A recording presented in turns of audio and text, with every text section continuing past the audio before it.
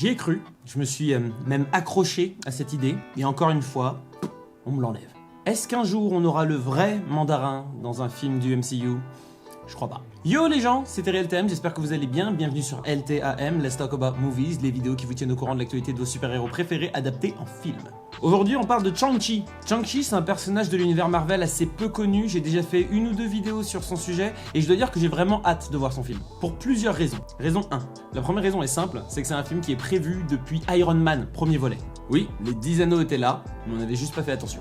Ah, je pense que vous avez vu, mais vous n'avez pas regardé. Alors, il ne s'agit pas exactement de la même organisation, mais ils sont tous affiliés plus ou moins à Wenwu. Et oui, je continuerai à appeler ce mec Wenwu et pas le mandarin, parce que pour moi, c'est pas le mandarin. Et je vous expliquerai pourquoi un petit peu plus tard. La deuxième raison, c'est que le personnage de Shang-Chi, il a été créé en 1973, c'est la première fois qu'il apparaît dans les comics. Et c'est 6 mois après la mort de Bruce Lee, donc finalement, c'était une sorte d'hommage. Marvel voulait avoir son espion, maître des arts martiaux, qui n'aurait pas forcément besoin de pouvoir pour rivaliser avec plusieurs membres des Avengers. Parce que qu'on se le dise, ce mec est une machine à tuer, formé depuis son plus jeune âge par les plus grands assassins du monde. Et la troisième raison, c'est que j'adore le personnage de Simu Liu et que j'aimerais vraiment le voir dans plus de films. Mais il faut quand même reconnaître un truc, c'est que si vous aimez le comics original, sachez que Disney a pris quelques libertés avec l'histoire. Mais encore une fois, on verra ça plus tard. Parce qu'on comprend que le personnage principal, Shang-Chi, fils de Wenwu, apprend que son père est un méchant psychopathe qui tue des gens. Et ça grâce à un pouvoir qui lui viendrait de 10 anneaux qu'il porte tout le temps. Et là, ça coince. Parce qu'on se dit... Attends, quoi? Shang-Chi est le fils du mandarin? Ouais?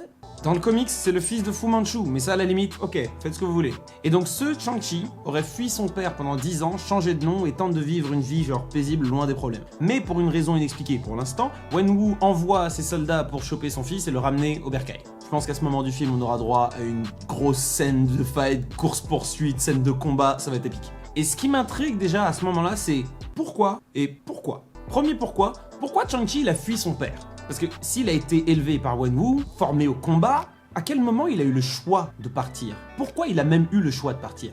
Et là je me dis, sa mère. Non, j'insulte personne, je dis juste que peut-être que la raison pour laquelle Shang-Chi a quitté l'organisation de Wenwu et donc toutes les responsabilités qui vont avec, c'est peut-être parce que sa mère, enfin la mère de Shang-Chi, est morte. Et potentiellement, Wenwu, le père de Shang-Chi, serait responsable de la mort de la mère de Shang-Chi. Et il y a un truc où je me dis que plus je vois le trailer et plus je vois une certaine douceur dans le visage de Wenwu. Peut-être qu'il n'a pas vraiment envie de faire du mal, mais qu'il le fait pour une raison inexpliquée. Quand on voit les scènes avec son fils, même s'il a l'air d'être dur et que l'entraînement ça devait être hardcore, il y a des moments où t'as l'impression qu'il a une certaine douceur. Et puis, il le laisse lui parler d'une certaine manière et il le prévient en mode genre fais attention à comment tu me parles, t'es peut-être mon fils mais je pourrais quand même t'exploser. Mais il le fait pas, genre il explose pas direct, alors que je suis sûr qu'avec ses hommes de main il le défonce. Donc peut-être qu'il aime son fils et qu'en effet pour une raison inexpliquée il est obligé de faire du mal, mais à côté de ça il a vraiment des moments où il est vraiment le père de Shang-Chi et c'est aussi pour ça peut-être qu'il veut le faire revenir. Mais pourquoi maintenant?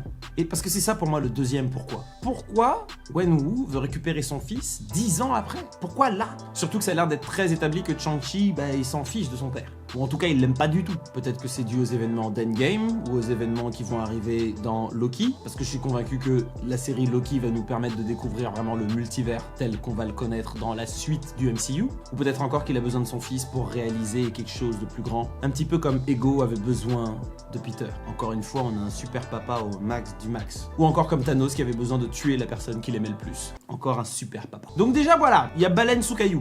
Ensuite, il y a un autre truc qui me chiffonne par rapport à Wenwu, mis à part le fait que ce soit pas le mandarin. Le mec ne vieillit pas. Sur les deux trailers, on le voit dans plusieurs temporalités différentes, avec plusieurs styles différents, plusieurs coupes de cheveux différentes, mais le mec prend pas une ride. Donc peut-être que les anneaux lui confèrent une certaine longévité. Mais encore une fois, on sort du cadre du mandarin, donc je comprends pas ce qui se passe. En fait, dans les comics, les anneaux du mandarin sont censés déjà être des bagues et pas des bracelets, et surtout, chaque bague lui confère un pouvoir. Et là, on a l'impression que Wenwu, il a des sortes de bracelets qui sont en fait des projectiles qui balancent une sorte de force d'énergie ou je sais pas quoi. Ce qui est super stylé en soi.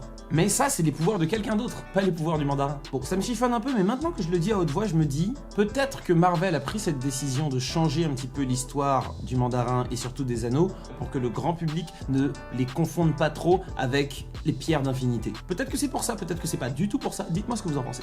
Après, je fais genre et tout, mais tout ça, c'est des détails. En vrai, le film me hype de ouf. On devrait découvrir de nouvelles choses sur le MCU, surtout peut-être de nouvelles formes de combat et d'énergie, de magie, j'en sais rien. Et j'ai aussi hâte de voir comment ce film va s'imbriquer un petit peu dans tout ce MCU et donc avec les événements de Endgame. Est-ce que le snap d'Iron Man aura un lien avec le fait que Wenwu cherche à récupérer son fils? Et puis, attendez, il y a un dragon. Who the fuck is this guy? Donc, parce que pour répondre, non, ce n'est pas Chow Lao, le dragon dans Iron Fist. Visiblement, ce n'est pas Fin Fang Foom, qui est lui très lié à l'histoire des 10 anneaux. Mais selon les jouets, ce serait The Great Protector, le grand protecteur. Alors peut-être que ce sera un guide qui serait également lié à ces 10 anneaux / bracelets. Et encore une fois, pour ceux qui pensent que c'est Fin Fang Foom, si c'est lui, j'espère pour Shang-Chi qui nage vite parce que sinon il est mal. Et puis attendez, encore, Abomination. What? D'où? Alors franchement, je ne sais pas trop quoi en penser. On sait que le personnage doit être dans la série She-Hulk. Et là, apparemment, il affronte un sorcier. Ce serait qui? Wong? Et puis tu me diras d'ailleurs, pourquoi pas? Ce serait une bonne chose. Et puis ça fait toujours plaisir de voir des petits caméos. Et je me demande si on pourrait pas avoir d'autres caméos quand ils sont à San Francisco. Donc tu vois, pourquoi pas des personnages de l'univers de Ant-Man? Ça ferait kiffer. Et quand ils seront en Asie, pourquoi pas retrouver une Sharon Carter? Parce que visiblement, elle a l'air d'être devenue méchante et genre ultra boss, méchante, tout ça. Enfin bon, j'ai hâte de voir ce film. Les scènes de combat risquent d'être sensationnel, j'ai hâte. Michelle Yeoh, Awkwafina, Simu Liu, je suis content. Le réalisateur c'est Destin Daniel Cretton que je ne connaissais absolument pas, donc enchanté. À l'écriture, c'est Dave Callaham qui pour le coup a travaillé sur Retour à Zombieland, Wonder Woman 84, tous les Expendables.